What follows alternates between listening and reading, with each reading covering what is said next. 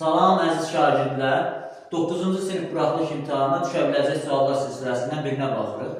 Belə bir kvadrat bərabərsizlik var.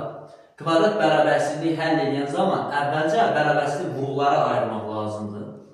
Vuruqlara ayırmaq üçün burada gördüyümüz kimi çevrilmiş kvadrat tənliyidir. Viyetin köklərini tapıb rahatlıqla vuruqlara ayıra bilərik. x1 üstə gəlinsin x2 əks işarə ilə götürmüş b-yə, yəni mənfi 2-dir b-miz, əksini götürdü 2.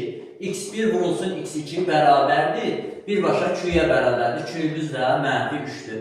Bu sistemə baxsaq, kökləri cəmi 2, kökləri hasılı mənfi 3 olan ədədlərimiz 3 və mənfi 1 olar.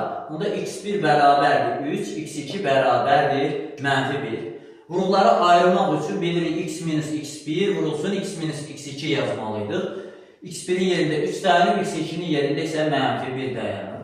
Onda x minus 3 vurulsun x plus 1 kiçikdir, bərabərdir 0 yazarıq.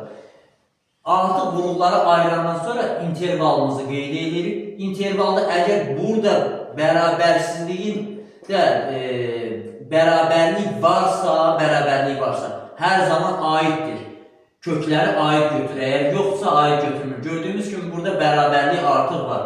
Mənfi 1-i də bura qeyd eləməliyik. 3-ün özünü də daxildir qeyd eləməliyik. Mənfi 1-dən kiçik qiymətlər verək. Məsələn, mənfi 2. Mənfi 2 qiymətdə mənfi 2-dən mənfi 3 çıxdıq, mənfi 5. Vurulsun mənfi 2 üstə 1 gələndə mənfi 1. Mənfiyə dəydi elədi müsbət. Mənfi 1-3 aralığında seçsək, 0 qiymətini seçsək, 0-dan 3 çıxdıq, mənfi 3, 0-ın üzərindən 1 gələndə isə 1.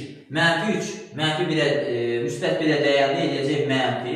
3-dən böyük qiymətlər seçəndə, istədiyimiz qiymət seçə bilərik. Bu aralıqda istənilən qiymətdir. Mən birini seçirəm, ikisini seçirəm və digər aralıqda verilmiş istənilən qiymətləri seçə bilərik. 3-dən böyük qiymətlərdə 4 seçək.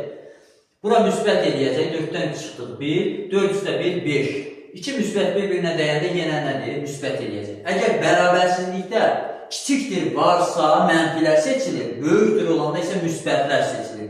Burada da kiçikdir olduğu üçün onda mənfilər hansı aralıqda var? Mənfi 1 ilə 3 aralığında artıq mənfi qiymətlər qeyd olunub. Onda bərabərsizliyin həlli mənfi 1-dən 3 aralığında olur.